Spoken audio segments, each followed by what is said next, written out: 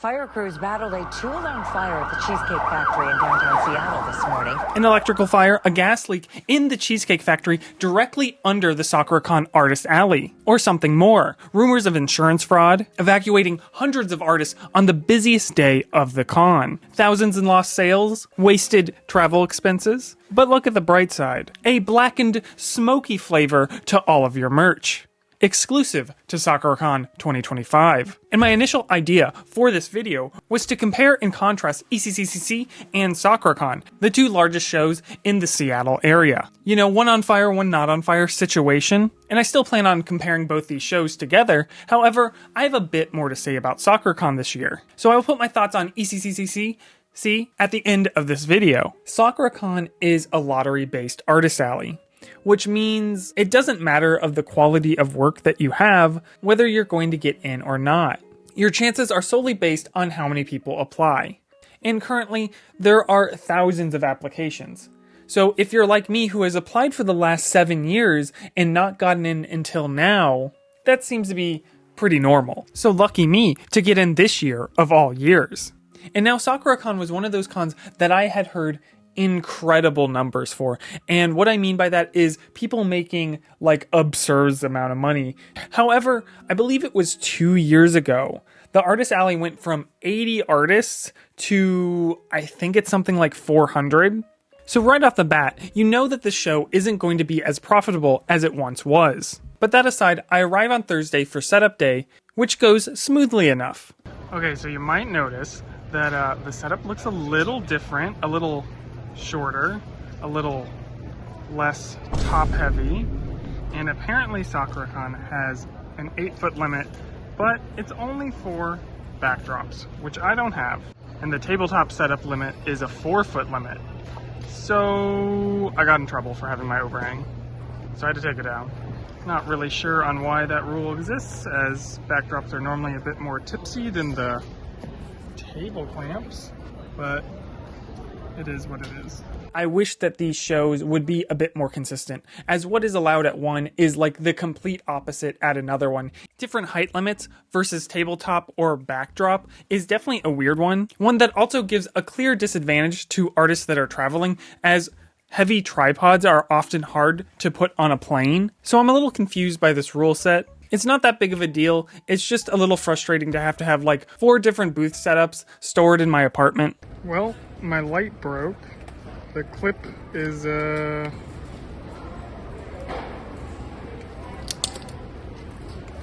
not gonna clip onto anything anymore. So no lights for the show this year.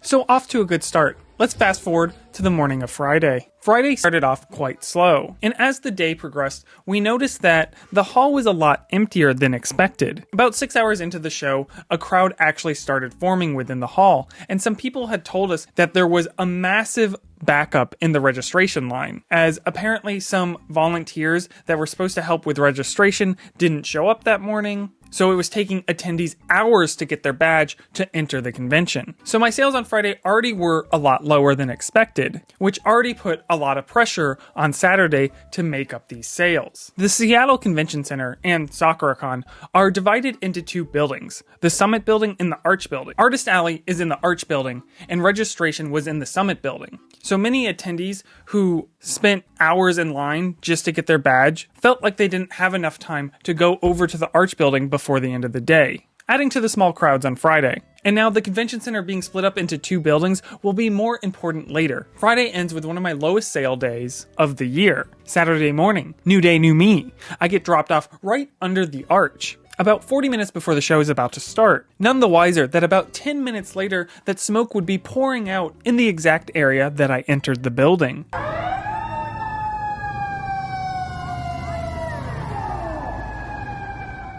Everything looks Gucci, and I walk on in, crosses the sky bridge, and readies my booth for the rest of the day. Then I decide to go chat with some friends on the other side of the hall, and about 15 minutes before doors open to general admission, staff announce over the intercom that there's a fire in the Cheesecake Factory directly under the Artist Alley, and that we have to evacuate. Please leave the Artist Alley. The other side of the sky bridge, back to the main area. My apologies once again, it's a fire at the Cheesecake Factory. Cheesecake Factory fire. The cheesecakes are on fire. I'm very sorry for this inconvenience. The deals are smoking hot today. This archway that's going over the road is actually what we are walking across as we're being evacuated, as you can see in this footage here. So within the span of about 20 to 30 minutes from getting dropped off to getting evacuated over the sky bridge, this fire broke out and all of these fire trucks had arrived, and then we were promptly evacuated. We were told very quickly that the fire was under control and put out within the span of about 30 minutes. So our hope was that Artist Alley would open up pretty quickly, as they didn't evacuate us very far from that side of the building initially. However, all 400 artists were waiting on the other side of the sky bridge when we started getting evacuated further into the building. That's not fog. That's smoke coming up from across the bridge where Artist Alley is. We were initially told we just could not be on that floor, as the smoke was getting pretty heavy and starting to seep in to all sorts of places. The smell was quite strong at this point. So we went up to the 6th floor to hang out in the arcade, and then promptly got evacuated out of that area as well. We are evacuating 6. Okay.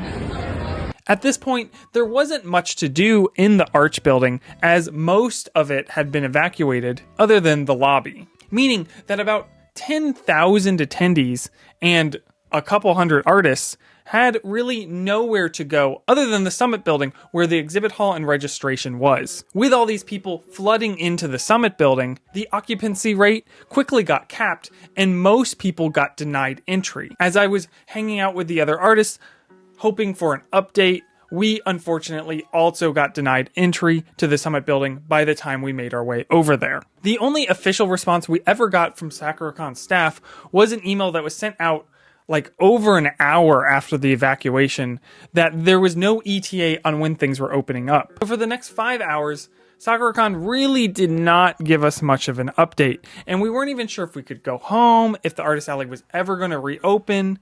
We were hearing a lot of conflicting things about what started the fire. First it was a grease fire, then it was an electrical fire, and every outlet had to be checked. I'm not sure what is true and what is not. Fire crews battled a 2-alarm fire at the Cheesecake Factory in downtown Seattle this morning. The first call came in just after 9 o'clock.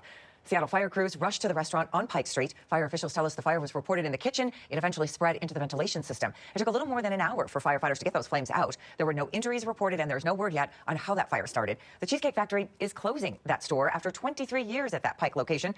Closure is set for May 4th. The company said it came to this decision after extensive review and analysis. These all seemed a little odd, as the Cheesecake Factory was not open at the time that these fires occurred, which I think might have been the catalyst in spreading rumors about insurance fraud, as this particular Cheesecake Factory was set to close in early May. So allegedly, it may or may not be convenient if it was to burn down before then. The validity of this, I am unsure. That is for you, the internet, to decide. As of the date of recording this, April 22nd, the fire was officially deemed an accident by the City and Fire Department of Seattle. Around the 4-hour mark after the evacuation, artists started congregating back at the Arch building in a refugee-style situation. Poor Sonny, he survived 2 Artist Alley disasters back to back. Jeez. And at this point, rumors were going around that the Artist Alley had filled with smoke, and a lot of artists were worried that this was going to damage their merch. Yeah.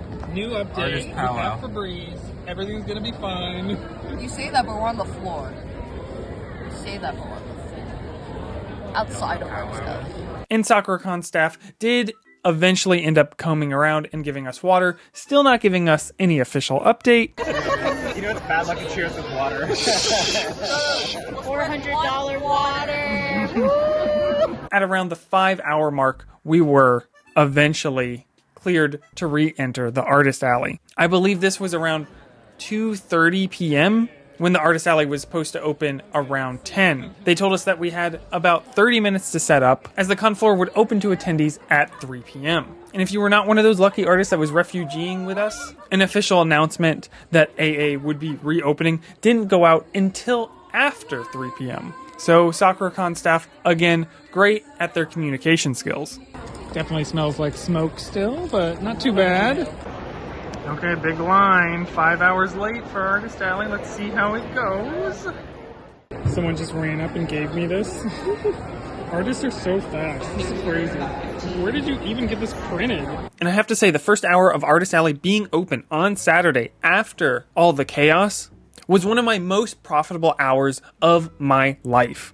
I made more in the first hour than I did all of Friday. And then sales were solid for the rest of the day. Luckily, Sakura-Con staff ended up extending the hours for Saturday, as it was supposed to close at 6, which would have only given us 2-3 hours of the Artist Alley being open, but they extended it to 9, so giving us a total of a 6-hour day. You know, not counting the 5-6 hours that we were already closed. So a lot of us had been there a really long time and were quite tired, but I personally was quite happy to have the extra sales hours, as up until this point, I was a little stressing from the lack of money. But wait, there's more. Firefighters had to return to the convention center at around midnight on Saturday/Sunday morning for a gas leak. Somebody really does not like cheesecake. By the time the convention was supposed to open up in the morning, everything was cleared up, and this did not delay the show any further, luckily. Sunday hours were extended by an hour in the morning from 9 to 10, and then the rest of the day went off as planned, and sales were steady, resulting in our only normal day of the con. Now, I know I've been critical of Sakuracon staff in this video, but I also want to highlight the things that they did right. They prioritized safety with evacuating Artist Alley and the rest of the convention center promptly, and attempted to make things right for the artists by extending hours. Obviously, the fires were not Sakura-Con's fault, and a lot of this was out of their control. I find that their organization and leadership skills to not be great, and this really starts to shine through when issues like this arise.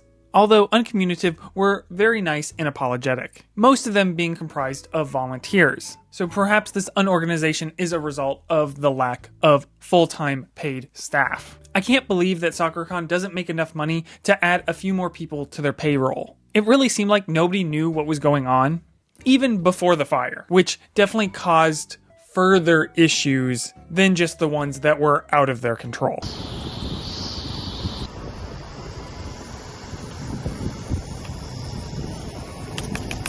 Now the thing is, Sakuracon is good as far as sales are concerned. It's quite good considering all the issues that it had. To still be over a 5-figure show is impressive. I can't imagine what sales would have been like if the show had its full hours and it didn't have these issues. But even despite that, sales were really good. If the show wasn't as profitable as it is, I don't think many people would excuse a lot of the organization issues that are present at Sakuracon. And just the problems that happened in 2025 this year, I do not believe are worst case scenario. So I hope some of these are addressed in the future. Whether they will have me back or not after this review is solely up to them. But either way, I did not want to sugarcoat the problems that especially the artists this year had to face. Some out of their control, but many within. But how does this stack up against ECCC, another major convention within Seattle? One that typically gets more attendance. Both shows are located in the same venue, although Artist Alley is in a different building at one than the other. Sakuracon's table fee is $450, and ECCC's table fee is $435, both providing 2 chairs, an 8-foot table, and 2 badges. Sakura being a 3-day event, and ECCC being a 4-day. Sakura being fire-friendly, ECCC being anti-fire. Being fireless. Less fire. Not as hot. No bitches. Sakura's application process is a lottery, so it's quite random whether you get in or not, and Emerald City's is a juried event, meaning that the show is a bit more curated and on average has a higher skill level to the artists within their Artist Alley, which I feel makes the competition a little tougher. Overall, I made about $9,000 at ECCC, which is nothing to complain about, but I made about $13,000 at Sakuracon. And that's with the fire losing most of Saturday and Friday sales being abysmal, and it being one less day. Now, comparing them based on their organization, Emerald City, it's just all around much smoother of a process. And if you are not a resident of Washington State, they'll even register your temporary event tax ID for you, where Sakuracon, you have to do that separately, and it's a bit of a hassle to figure out if you've never had to do that before. Now, obviously, one is a Comic-Con and one is an anime show, but honestly, the vibes aren't super different. Anime's become so mainstream that like half of any Comic-Con is just like anime stuff these days. I'm thinking the difference between the two types of events is becoming a bit more loosey-goosey than it used to be years ago. In years past, the biggest difference between Comic-Cons and anime shows for me was that Comic-Cons would pull an older crowd and typically have more money. Thus, you could make more money off of people who have more money. But oddly, my average sale at Sakuracon was quite a bit higher than my ECCC sales and higher than my overall sales. So maybe weebs are starting to get real jobs and have real human money? I'm not sure. Also, I should mention that Sakura-Con uses data blockers within the artist alley, and ECCC provides internet to their vendors. Now, I know events like Sakura-Con like to push the blame on the venue for data blockers and stuff like this. However, I would like to remind those who are watching that Sakura-Con is the one negotiating their contracts with said venue. So when they allow these internet companies into their space to then take advantage of artists by trying to sell them $80 internet per day, the only reason that those vendors or artists need the internet is because they are blocking the Wi-Fi, which is, again, illegal. I have a hard time not finding those events liable for this issue. Sakuracon by no means is the only event doing this. Events in the past have been fined up to a couple $100,000 for this very thing, but in recent years, vendors and artists have just kind of rolled over and taken these extra expenses onto themselves. So I feel it is about time that we push back against this illegal behavior. But either way, those are my thoughts on the two shows. Also, I drove from LA to Seattle for Sakuracon. So here's a little montage for your enjoyment / that extra AdSense.